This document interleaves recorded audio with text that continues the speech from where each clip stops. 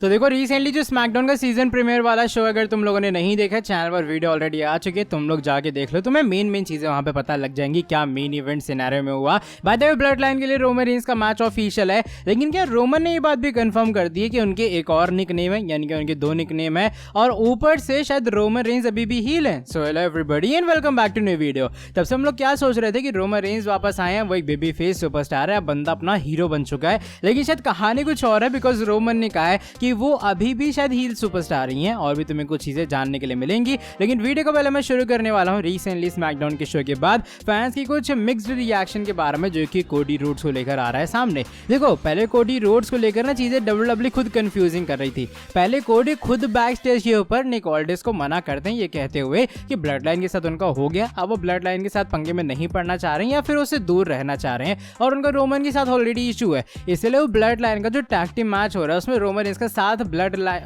Blood के अंदर नहीं दे पाएंगे, मैं ब्लड लाइन के अंदर दे नहीं पाएंगे, ये बोलने जा रहा था। हाँ ठीक है, अब यहाँ पर ये जब सीन हुआ इसके बाद सभी को लगा भाई अब तो मेन इवेंट में कोई और बंदा आएगा, मतलब रोमन रेंस को लेके शायद जिमी ऊसो आएंगे, जी ऊसो कोई बंदा आएगा पेयर अप करने के लिए रोमन रेंस के साथ में, ताकि वो ब्लड लाइन को टेक डाउन कर पाए। लेकिन सीन क्या होता है कि आखिरी में कोडी रोड्स ही आते हैं। कोडी रोड्स पता नहीं क्या करते हैं, फिर अचानक से उनका मूड बनता है, वो कॉन्ट्रैक्ट साइन कर देते हैं। आई मीन जस्ट लेजिट आधे घंटे पहले उस बंदे ने मना किया कि वो ब्लड लाइन के साथ टैग टीम मैच में नहीं रहेगा या फिर वो रोमन के साथ पेयर में नहीं रहेगा, एंड आधे घंटे बाद वो खुद ही बंदा उस कॉन्ट्रैक्ट को साइन कर लेता है। तो ये जो थ्योरी है, ये जो लॉजिक है, वो फैंस को बिल्कुल पसंद नहीं आया है, और इसको लेकर अच्छा खासा हेट मिला है डब्ल्यूडब्ल्यूई को, ट्रिपल एच को, कि भाई तुम बुकिंग कैसी कर रहे हो कोडी की। पहले वो बंदे ने कहा मैं ब्लड लाइन सेगा से दूर रहूंगा, और अब अचानक से फिर से तुम उसे उसी मैच में डाल रहे हो जिसके लिए उसने कुछ मिनट्स पहले मना किया। या फिर कोडी फर्स्ट इंस्टेंस पे मना ही ना करते, या फिर वो डब्ल्यूडब्ल्यूई पूरा सेगमेंट ही ना करवाती और सीधे शो के मेन इवेंट में कोडी आते कॉन्ट्रैक्ट साइन कर लेते, वो चीज सेंसिबल बनती, क्योंकि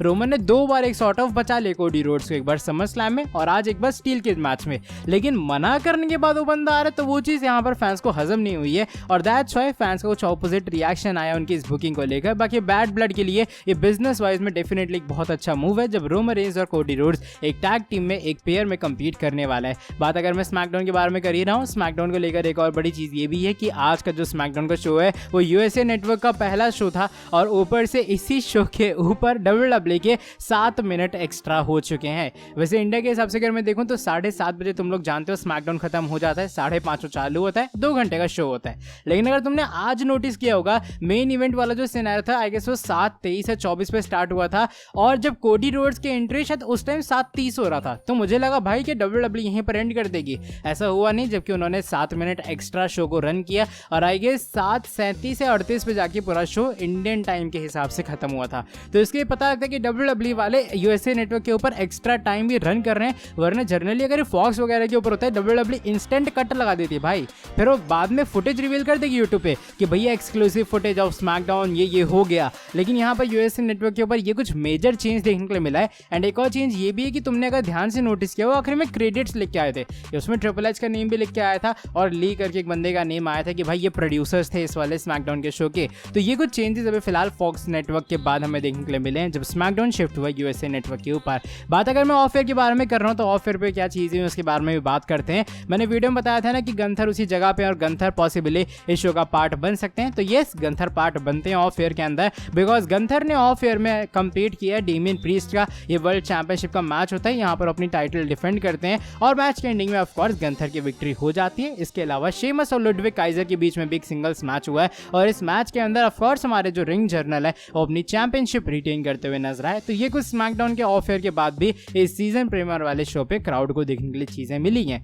अब बात करते हैं इसके बाद वाली स्टोरी की तरफ। इस बार ये ब्लड लाइन के बारे में जुड़ी है, और लग रहा है भैया ब्लड लाइन के पीछे सिर्फ रोमन रेंस और कोडी रोड्स नहीं, बल्कि अपनी DIY भी हाथ पैर धो के पीछे पड़ चुकी है। ऐसा मैं इसलिए कह रहा हूँ बिकॉज हमारे स्मैकडाउन खत्म होने के बाद डब्ल्यूडब्ल्यूई वालों ने एक फुटेज रिवील की है, ये DIY का एक प्रोमो है, DIY बैक स्टेज के ऊपर है, और बता रहे किस तरीके से वो टामा टोंगा और टोंगा लुआ से जो टैग टीम टाइटल्स है वो फिर से लेने वाले हैं, और उन्हें डिथ्रोन करके वो टैग टीम चैंपियन बनेंगे। वो यहाँ पर ऑफकोर्स जिका फाटो को भी पॉइंट करते किस तरीके से वाइल्ड कार्ड एंट्री बना इस पूरे सेगा के अंदर, और टैग टीम टाइटल्स का इस पूरा जो उनका जाना था, तो DIY इसको कंसीडर कर रही है, और DIY पूरे तरीके से फोकस्ड है फिर से चैंपियन बनने की तरफ। यानी कि अब कहानी दो तरफा चल रही है ब्लड लाइन की, एक तरफ तो वहां पे वो रोमन कोडी के साथ फ्यूड कर रहे हैं, and on the other hand DIY भी ब्लड लाइन के साथ में फ्यूड कर रही है। और बाकी देखो मुझे लग रहा रहा है WWE शायद बैड ब्लड के लिए मैच कंफर्म करेगी जब DIY फेस करेगी टामा टोंगा और टोंगा लुआ का। अब बात करते हैं आज की हमारी फाइनल स्टोरी के बारे में, ये रोमन रेंस के बारे में जुड़ी है। पहले बात करते हैं रोमन रेंस के दो निकनेम के बारे में। पहले OTC का मतलब क्या था,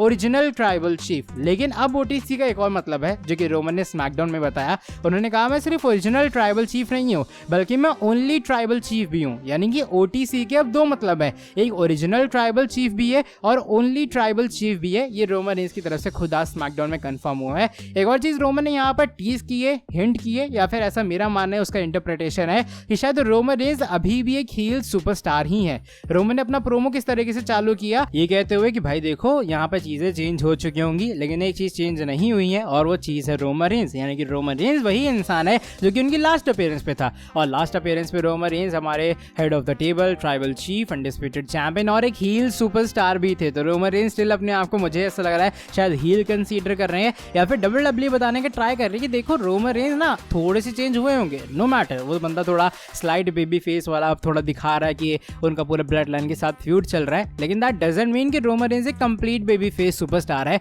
तो यहाँ पर ये मेजर डिफरेंस अगर तुम ध्यान से देखोगे तो WWE बताने का ट्राई कर रही है और रोमन रेंस के प्रोमो से बात कंफर्म भी होती है इवेंचुअली कि अब रोमन रेंस एक प्योर या पूरे तरीके से बेबी फेस सुपरस्टार नहीं है। यहाँ पर चीजें थोड़ी चेंज जरूर हुई हैं लेकिन वो एक प्योर बेबी फेस नहीं, हल्का सा हीलिश वाला जो कैरेक्टर है वो रोमन रेंस में रहने वाला है। तुम्हारे हिसाब से क्या अच्छी न्यूज़ है फैंस के लिए, क्योंकि मेरे हिसाब से पूरे तरीके से हील कैरेक्टर डेड नहीं हुआ है या फिर खत्म नहीं हुआ है। रोमन रेंस एक प्योर बेबी फेस ना ही बने, आई गेस वो ज्यादा बेटर रहने वाला है। चलो by the way that is it for today video पसंद आई है तो वीडियो को तुम लोग नीचे लाइक कर दो, बाकी वही पुराना काम करना है, चैनल को सब्सक्राइब कर देना है और बेल नोटिफिकेशन को कर देना है ऑन। बाकी अब मैं तुमसे मिलता हूँ आके अगली वीडियो के अंदर बहुत ज्यादा जल्दी। Till then bye bye, take care.